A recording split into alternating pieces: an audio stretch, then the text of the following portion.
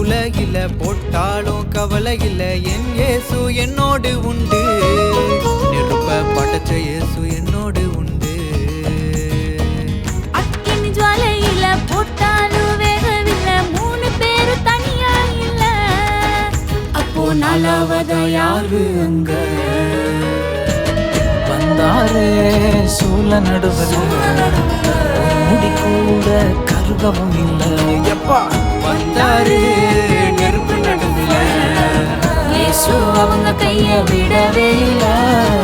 நடுவுல வந்தாரு எத்தா நின்னாரு, சூளைய ஃப்ரிட்ஜாக மாத்தி புட்டாரு. நம்புங்க இது உண்மைங்க, போய் சொல்ல அவர் மனுஷன் இல்லைங்க.